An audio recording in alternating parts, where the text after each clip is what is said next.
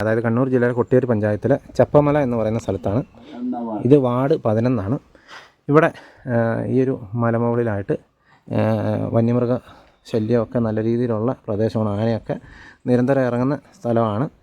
ഇവിടെ 2 മനുഷ്യർ, 2 ആത്മാക്കൾ ഇവിടെ താമസിക്കുന്നുണ്ട് കേട്ടോ. അതിൽ ഈ ചേട്ടന് കണ്ണും കാണിയല, അങ്ങനത്തെ ഒരു ബുദ്ധിമുട്ടി നിൽക്കുന്ന ഒരാളാണ്. നമുക്ക് ആ ചേട്ടനോട് ജസ്റ്റ് ഒന്ന് ഒരു കാര്യങ്ങൾ ചോദിക്കാം. ചേട്ടൻ്റെ പേരെങ്ങനെയാണ്? എൻ്റെ പേര് മത്തായി. വീട്ടുപേര്? പേന്താനത്ത്.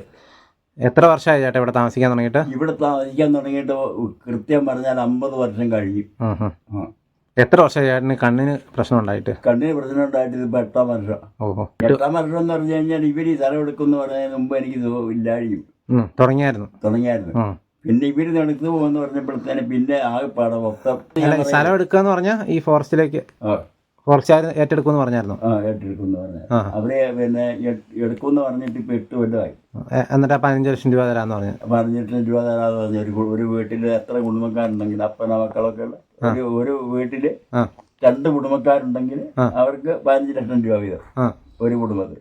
അപ്പൊ എനിക്കും എന്റെ മെമ്പർത്തിയും കൂടെ 15 ലക്ഷം, എന്റെ മക്കളും മെമ്പർത്തിയും കൂടെ പിന്നെ 15 ലക്ഷം.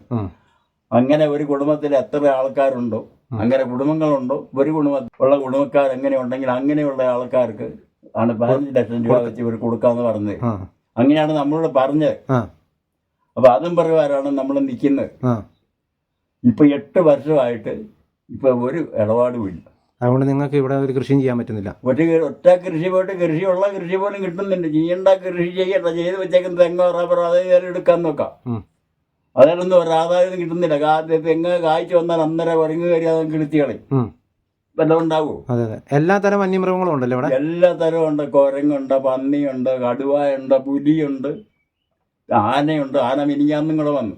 ഇവിടെ ഇല്ലാത്ത ഒരു മൃഗവും ഇല്ല. കാട്ടിൽ എന്ത് മൃഗമുണ്ടോ എല്ലാം ഇവിടെ വരുന്നുണ്ട്. കടുവ എന്നല്ല, അതിന് നമ്മുടെ പട്ടിയെ 2 കൊണ്ടുപോയി. അതിനെ കൊണ്ടുപോയിട്ട് ഇപ്പോൾ 2-3 കൊല്ലമായി കടുവായി കൊണ്ടുപോയിട്ട്. ഇതിനിടയ്ക്ക് താഴെ അവിടെയും കണ്ട് കടുവ, ഇതിനിടയ്ക്ക് നമ്മുടെ പറമ്പെല്ലാം വിട്ട് അങ്ങ് താഴെ എത്തി. എന്നിട്ട് പോറ്റന്മാരെല്ലാവരും വന്നിട്ടാണ് അതിനെ ഓടിച്ച് അങ്ങ് മല കയറ്റി. ഭയങ്കരം കടുവ, ചെറുതൊന്നുമല്ല, വലുത് വരുന്നവർക്ക്. എല്ലാ തരം വന്യജീവികളും ഉണ്ട് ഇവിടെ. എല്ലാ തരവും ഉണ്ട്. ഇല്ലാത്ത ഒരു ജീവിയില്ല. പാമ്പ്, ബോംബ് എല്ലാം ഉണ്ട്. മലയാളാനും ഈ മറ്റേ തേങ്ങ ഒന്നും വരികയില്ലായിരിക്കും അല്ലേ? മലയാളം തേങ്ങ തിന്നും. അത് കെളുത്ത് വരുന്നത് അതിപ്പോൾ തിന്നാൻ പറ്റുന്നതാണോ തിന്നാത്തതാണെന്ന് അവർക്ക് അറിയില്ല.